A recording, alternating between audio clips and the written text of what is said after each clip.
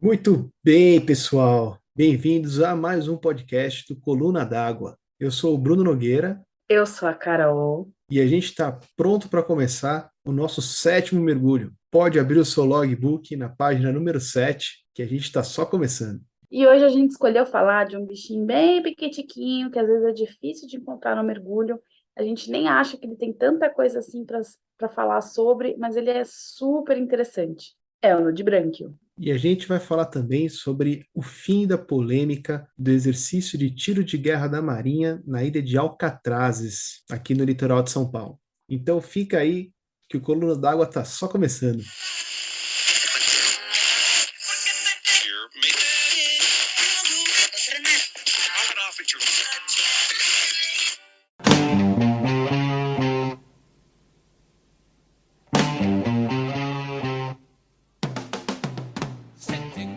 Essa semana, então, a gente vai falar sobre um bichinho pequenininho.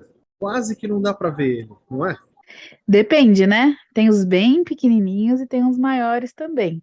Mas aqueles que a gente gosta de ver no mergulho são os pequenininhos, né? Dá aquela sensação de prazer, de o que é mais difícil é mais gostoso, né? É um tesourinho que você encontra mergulhando. Eu adoro achar no de Brânquio. Você aí que tá escutando a gente, já viu no de Brânquio? Tem foto? Manda pra gente. Fala o que você sabia do Nudibranquio. Depois fala se o que a gente contou pra você agora ajudou. Então, Cardume, vocês conhecem os nudibranquios? Eu mergulho com bastante gente que não sabe o que que é, então a gente escolheu falar um pouquinho deles hoje, porque eles são animais, na sua maioria, bem pequenininhos, mas cheio de coisa legal para falar. Eu sempre que vejo um, eu lembro de uns ETzinhos, né? Eu fico imaginando que se a gente achar vida fora da Terra, vai ser bem parecido com eles. Ou não. Mas eu gosto de pensar que sim. A gente costuma falar que os nude-brancos são as lesmas do mar. Eles não são sempre, nem sempre uma lesma do mar é um nude-branquio, mas eu acho que vale para fins de identificação, que a gente está falando aí de uns invertebrados marinhos, de corpo molenga. Aí você, se você olhar, você vai saber o que que é, né? A gente já começa falando pelo nome do nudibranquio, né? Que é um, a gente costuma até brincar, né? Normalmente, mergulhador, quando pede foto de nude, tá pedindo foto de lesminha marinha. Ele tem esse nome justamente porque as brânquias deles, que são a forma como eles respiram, são nuas, são expostas. Diferente de outros gastrópodes aquáticos e os marinhos, principalmente, eles não têm conchas cobrindo essa parte do seu corpo.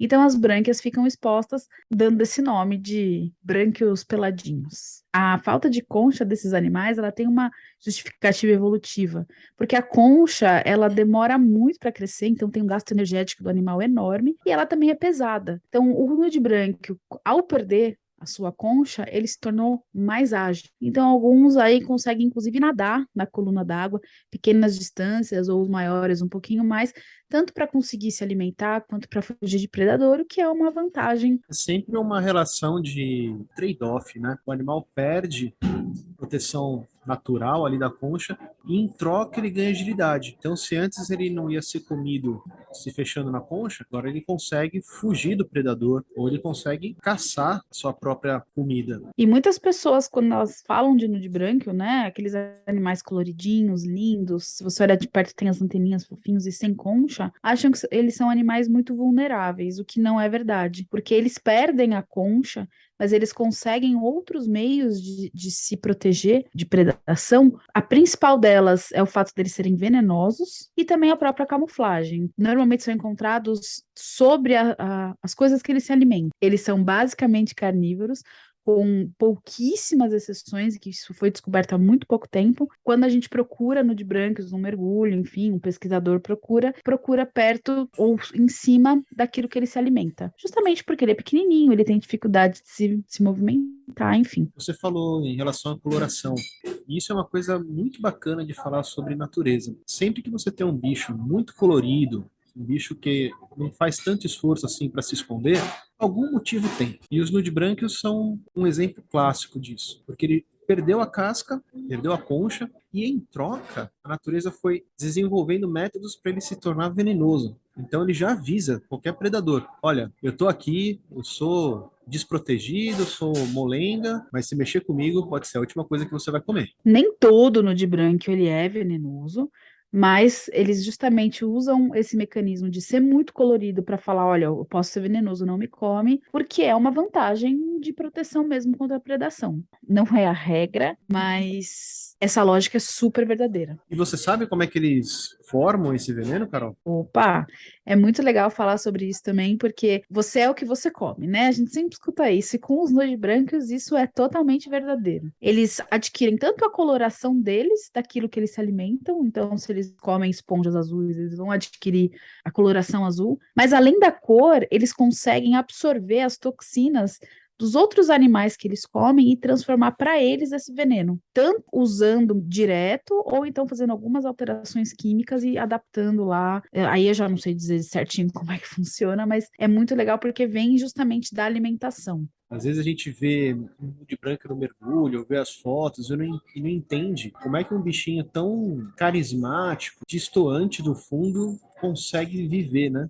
Pô, como é que não passa ali um peixinho e só engole, né? Mas a natureza tudo tem um propósito. Quando a gente lê sobre nudibranquios e quando a gente pesquisa sobre eles, a gente vê que eles não são palatáveis. Então existe uma característica de impalatibilidade que faz com que esses bichos eles não sejam alvo de outros predadores. Eles têm muito poucos predadores, então eles são bichos até meio seguros porque eles não têm tanto medo, né? Eles já anunciam que são coloridos para falar que são venenosos. Eles já não são gostosos, então pouquíssimos animais se prestam a comer, entre eles os próprios nudibranquios. Algumas espécies de nudibranquios são canibais, então comem outros nudibranquios ou as suas ovas. Mas de predação é bem menos, tem bem pouco predador de nudibranquio. Falando em predador, só para ninguém aí ficar com curiosidade, não se come no de branco, né? São pouquíssimas culturas que comem, na verdade, que eu li são 2 ou 3.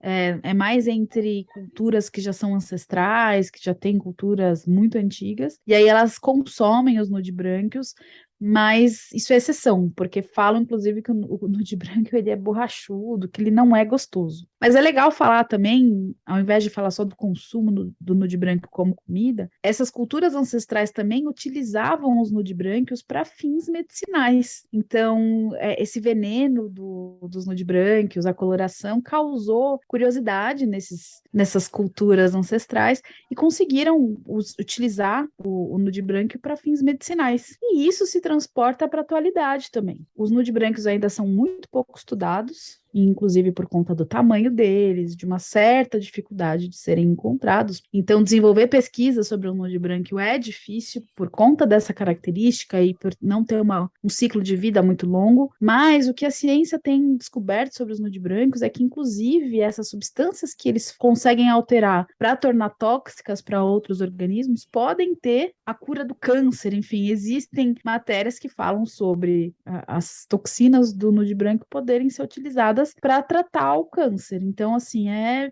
demais pensar que esse bichinho pode ser uma solução aí para a humanidade, né? É um bichinho que a gente às vezes não dá nada para ele e faz muito menos para proteger, né? Inclusive porque não vê, né? Acho que muita gente mergulha e não vê nudibranquio, inclusive porque para ver nudibranquio você precisa estar com uma flutuabilidade boa, você precisa fazer um mergulho calmo, um mergulho tranquilo, e acaba que você conseguir observar essas partes menores e ter essa atenção, exige um mergulhador um pouco mais experiente, né? Se a gente não quer ficar colocando mão em substrato, você precisa tá em dia com a flutuabilidade. Então, às vezes passa batido. Mas falando então do mergulho em si, eu vi pouquíssimas vezes. E de verdade eu não sei se é porque eu tô procurando no lugar errado. Eu não sei, você já viu? Eu já vi no de brancos, inclusive eu vi porque eu procuro, até brinco, né? Que às vezes vai passar um tubarão branco e eu não vou ver porque eu tô procurando Maria da Toque no de branco. Eu gosto de ficar vendo as coisas pequenininhas, então já vi no de branquio, mas assim, pra mim foi achar uma agulha no paveiro. Eu olhei lá e falei, caramba, achei! Ele era azulzinho, a coisa mais linda. Eu, nossa! E aí todo mundo quis continuar porque tinha um polvo numa toca ali perto e eu, por mim, teria ficado naquela pedra o mergulho inteiro, aquela 1 hora, só vendo aquele bichinho andar de um lado pro outro. Eu acho que não tem, eu não sei dizer um segredo pra achar um de branquio, mas a verdade é assim, ele vai estar lá. Basta olhar e procurar, porque o nudibranquio é um bicho que ele é encontrado em todos os lugares possíveis. Ele é encontrado nas entremarés, então coisa bem rasinha com pouquinha água, lá no fundo, em água quente, em água fria, tropical, subtropical, enfim. ele tá lá, é só a gente procurar. Tem gente que tem facilidade. Eu já escutei, nossa, eu vi tanto nude branco nesse mergulho, como se não fosse nada, e eu, poxa vida, eu vi o meu umzinho nude branco, eu tô tão feliz. Então, eu acho que é um pouco também da forma de procurar, de olhar, enfim, mas procure, porque tá lá. Tá lá, é só a gente que às vezes passa batido por eles, mas eles veem a gente, né? Não vem, na verdade, né? O nude branco ele só sabe distinguir entre luz e sombra. Ele não vê cores, enfim. Então eu acredito que ele não consiga ter essa dimensão boa aí do nosso rosto. Tanto que o pessoal brinca, né? Que o nude branco não consegue ver a sua própria beleza, porque ele não consegue distinguir cor. Então ele também não manda nude branco. Só se tiver claro e tiver sombras, aí ele manda. Falando em manda nude, eu tava vendo uma pesquisa aqui e achei a coisa super moderna, o jeito como os nude brancos se reproduzem.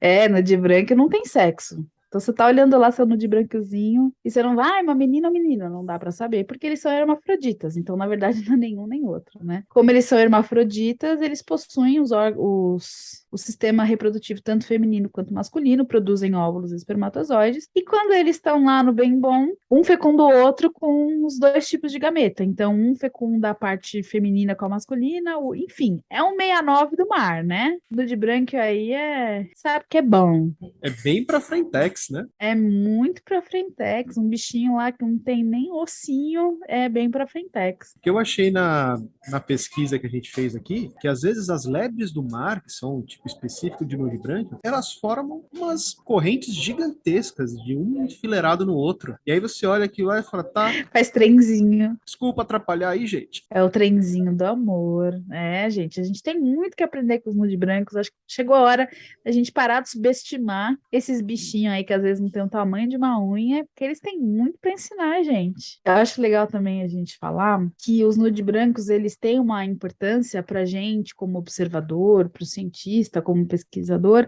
sobre a saúde do mar. Eu acho que muitos dos nude brancos que já existiram no mar foram perdidos, assim, não já foram extintos, enfim, porque é muito difícil estudar. O foco no estudo do nude branco, pelo menos no litoral brasileiro, ele é recente, e desde que se começou a estudar os nude brancos no Brasil, já se encontraram várias espécies novas, então você acha 15, 20 espécies de uma vez que nunca foram catalogadas, e eles, por se alimentarem de animais que são muito sensíveis à poluição marinha, né, então plástico, esgoto, enfim, eles se alimentam desses animais que a gente não costuma se alimentar, eles dão um bom termômetro da saúde do mar. Mas aquele bichinho piquitiquinho que a gente mal enxerga, ele é fundamental para o equilíbrio do oceano, né? Do ecossistema marinho. E isso mostra que desde o miúdo branco, na verdade, desde o plâncton, desde dos microscópios, das bactérias até a baleia, a gente não pode abrir mão de nada, né? A gente tem que fazer um esforço para conservar tudo. É literalmente uma cadeia. Você tem as duas pontas do ecossistema, tanto a parte dos animais bem pequenininhos, como os nudibranquios, até os mega predadores, topo de cadeia. E qualquer desequilíbrio que a gente tiver nesse meio, a gente corre o risco de perder coisas importantíssimas.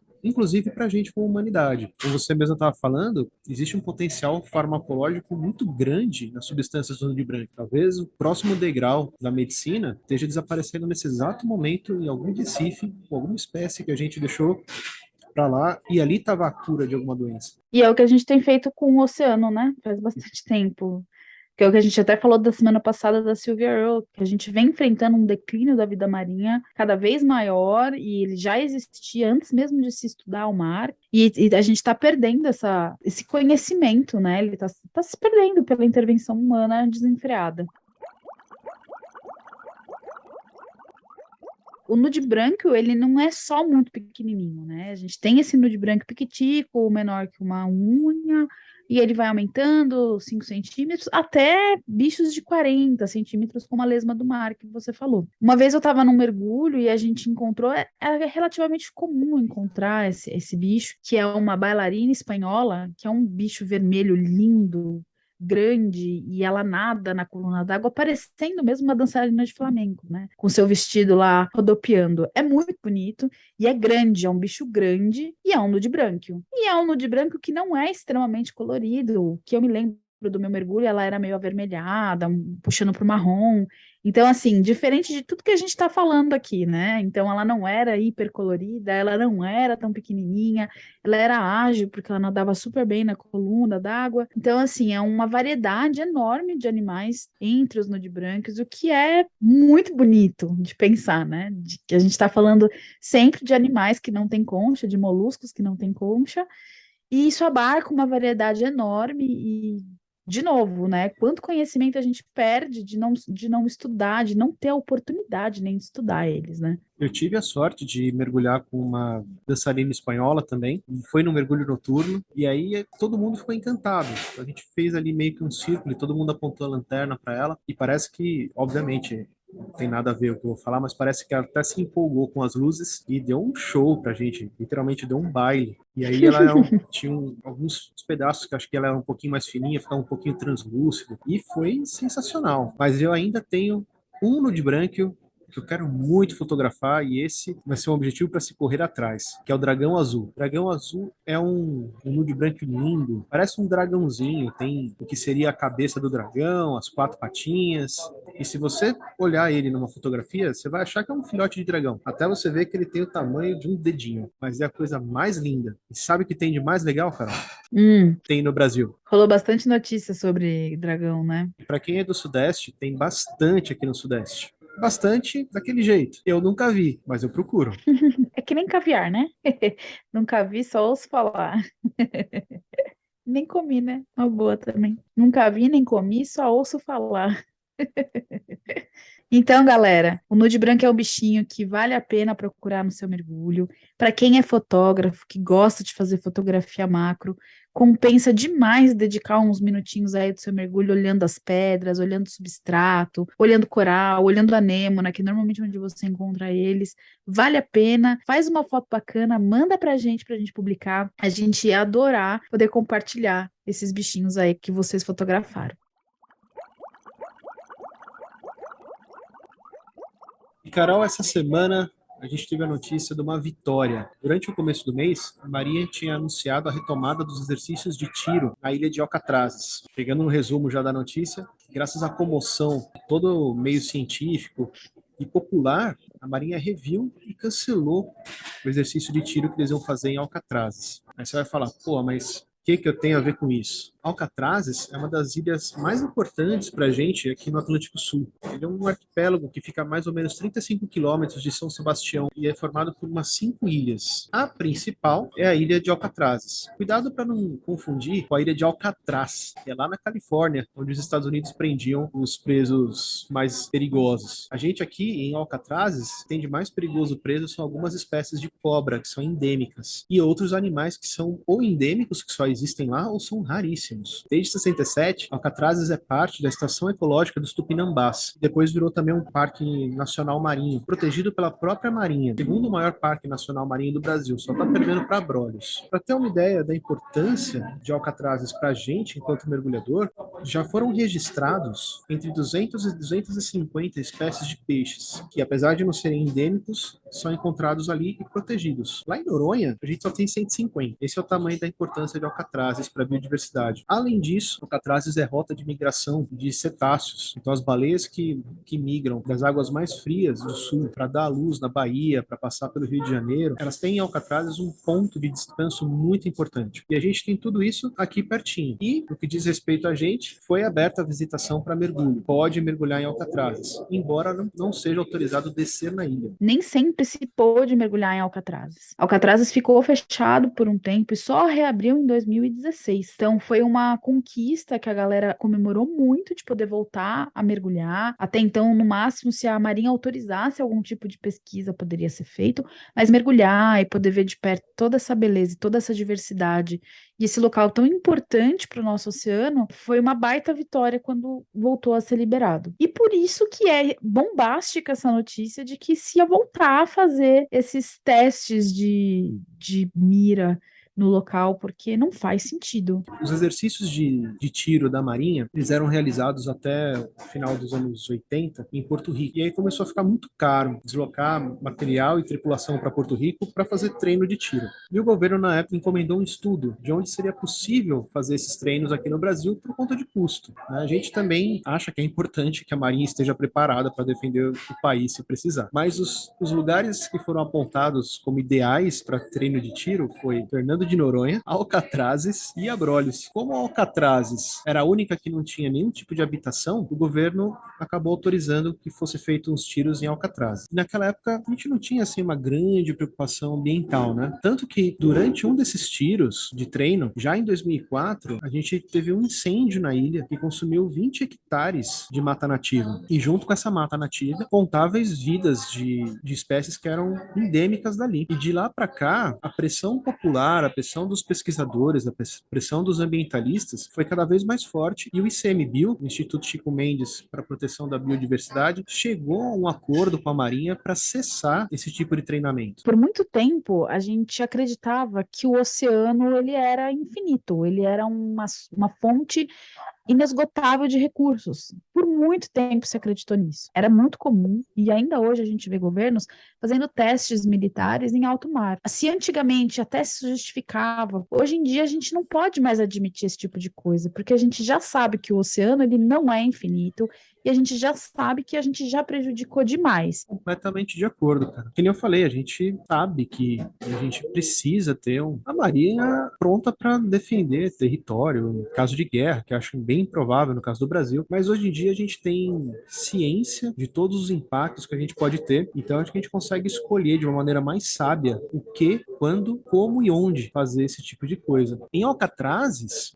a gente tem, inclusive, balaços que são os projéteis usados nesses treinamentos, debaixo da água, que acabaram ali se integrando tal, aos animais. Mas quando você está mergulhando e encontra um objeto desses, que claramente não deveria estar ali, você lembra na hora de tudo que a gente acaba maltratando o mundo, maltratando o meio ambiente, e por várias vezes objetivos não tão republicanos. Ainda que a gente pense só na vida acima da água, Alcatrazes é um lugar de reprodução de aves. Ele parece que na parte de conservação de aves é mais importante que Abrolhos. Então, se você só faz o exercício de tiro acima da linha d'água, você pega animais que são importantíssimos para o nosso equilíbrio ambiental. Se você faz esses tiros para baixo da água, você mata peixes, você mata vários tipos de animais, corais. Coral morre pra caramba nesses exercícios. E além de tudo isso, você ainda polui, porque aquilo não é retirado do mar. Então, assim, não parece sensato de nenhum lado que a gente olhe. A gente não é ambientalista, tampouco especialista em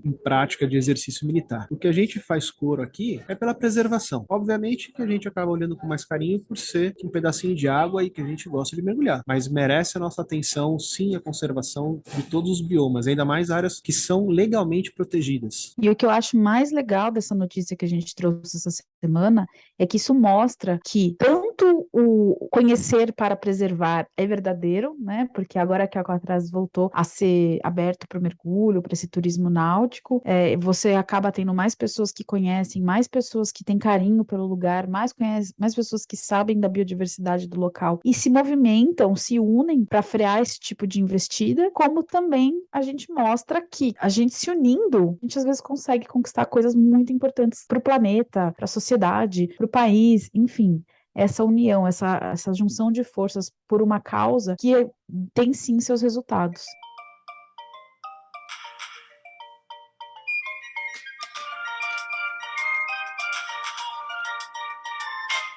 Então, galera, esse foi o nosso mergulho de hoje. Nesse mergulho a gente conheceu Alcatrazes, entendeu a importância dele e a gente viu um monte de nudibranquio. Pega o seu logbook, já anota tudo que a gente viu de legal, porque semana que vem tem mais. Lembrando, segue a gente no Instagram, @coluna d'água, manda as fotos suas pra gente poder postar lá, ainda mais se for de nudibranquio. Já mergulhou em Alcatrazes? Conta pra gente, fala como é que é. Já mergulhou lá em Alcatraz, nos Estados Unidos? Pô, cara, me conta também, deve ser muito legal. Segue a gente no Apple Podcasts, segue a gente no Spotify, indica pro seu amigo mergulhador. Se gostou, dá um joinha, que assim a gente vai crescendo cada vez mais. E Bru, antes de encerrar, Assina aqui meu logbook, que o nosso 7º mergulho tá no fim. Já tá assinado. Então, até semana que vem, Carol. Até, Bru. Até semana que vem.